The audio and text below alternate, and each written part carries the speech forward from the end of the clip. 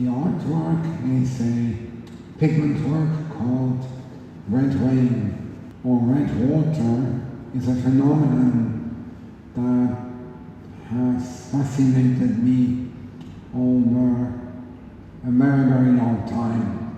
I had the luxury to be able to visit certain laboratories and read about red rain and red water, and it's very, very interesting at what point the water is turning red. And we're talking, to be an artist, we have an incredible luxury of communication. I think my work is really more a work of reflection